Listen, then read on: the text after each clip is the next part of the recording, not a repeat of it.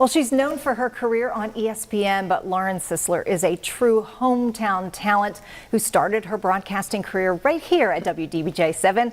She is passionate about using her voice to inspire others, and her new book, Shatterproof, is an example of that, diving deep into her own story of losing both of her parents to opioid addiction.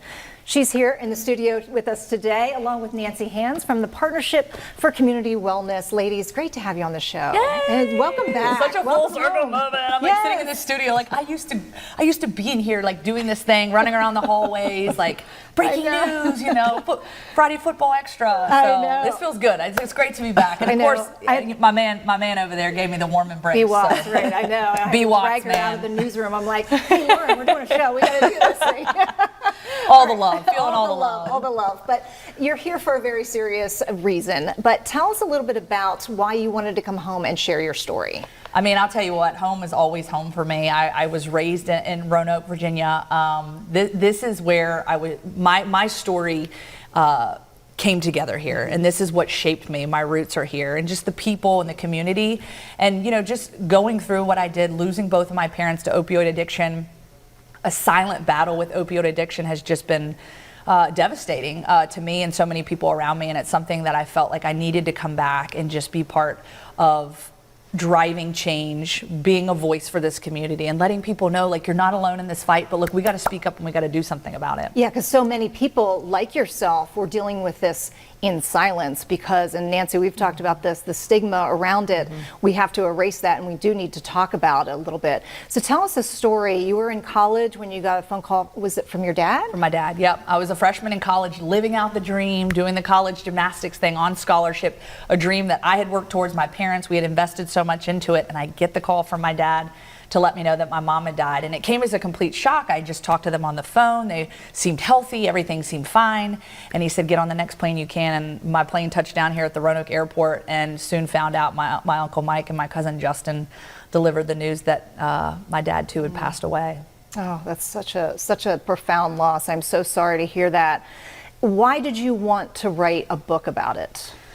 Well, that word shame and the stigma that is associated with it, because what I found for so many years, I ran so hard and so fast from reality, and I did everything I could to mask what was happening. And finally, my mom's sister, my Auntie Linda, really kind of stepped in and helped me to realize that my parents aren't defined by how they died, but by how they lived their lives, with joy and with compassion and with love. But they were in this silent battle with addiction, and she really helped me to just realize, like, you don't need to be ashamed of it. And so when I stepped into my story and realized that maybe this is the permission I give to someone else to open up and not face the same fate that both of my parents did. That's such a good point. Nancy, we've talked about this a lot. We have to talk about this as a community and get the word out there that this is a problem right here in our own hometowns. This is not somebody else's problem. Right. It's happening. Well, and this somehow all aligned, and the stars lined up. I believe it was purposeful, because I met her in 2012, and then she came to a conference literally last June in 2024, and we looked at each other, we went, whoa, what's going on? Yeah. And here we are, and I am so grateful, because the more that people can tell their story, maybe it will give that to others to say, you know what, I don't have to do this in silence. This is a disease, and we shouldn't be ashamed of it, because we do have resources, many more than 10 years ago, 5 years ago, to help. Absolutely. I mean, back when my parents were dealing with it, it was not talked about, right? Yeah. Back in 2003, not talked about. So just really bringing that story to light, and walking alongside people like Nancy to bring light to it, and hopefully a voice to what people are walking through. So you're here to talk to the schools. Yeah. You were just it was at Hidden Valley this afternoon. How did that go? Oh, it was so great. I love it. I had the opportunity to speak to a lot of different groups and athletes and corporations, but getting to be back with the students, like I was once in those seats, looking up at the stage, anxiously anticipating what was going to be said to me, and just to be able to touch those kids and to help, like, connect with them, right? And it's the connection piece, and I think that's what Nancy and I talked about, is like the connection that I was able to make with what they're walking through. I did it many years ago, but being able to bridge that connection was really cool, and just speaking to them and saying, hey, like, there's a lot of dangerous things out there. There's a lot of things that can suck you under, but like you got to rally, and you got to bring your people alongside you, and just know that a lot of what happens now and that adversity you face now does not have to be the defining moment in your life and cause you to go off the wrong track, you know? That's just a great message for sure.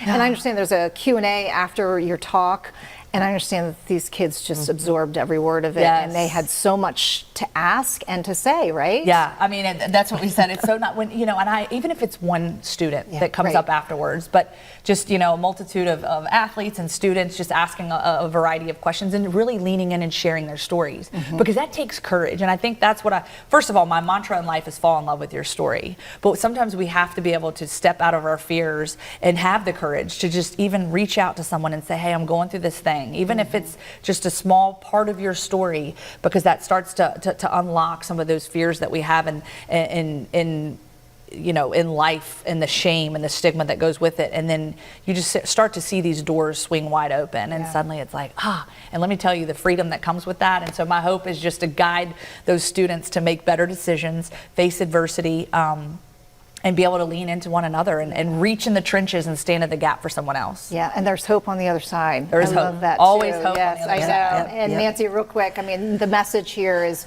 really we need to talk about it, and we need to reach the parents and the students together, right? Yes, this is a family disease, and know it, and then share, and then if you don't know how to start the conversation, we're here to help you start the conversation. Right. You know, just start the conversation. Yeah, use those resources that are so widely available in our hometowns. Okay, we want to pump that information up because you're going to be all over the place. We want to mention you're going to be tonight at Hidden Valley again, and then Cave Spring tomorrow, and then you're going to be in Narrows and Giles High School on Wednesday, and then you'll have a book signing as well. We're going to have all that information over on our website, but we also want to mention Shatterproof is available on Amazon. And you can get it anywhere Amazon, but if you come out tonight, even if you come just for a little bit, come say hello. We have the books available, and I'd love to sign them, give you a hug, and just let you know, like, I'm just so glad to be back home. So glad to be back here. Welcome back. We're so glad that you're here. Thank you. Thank you so much, both of you, for being here.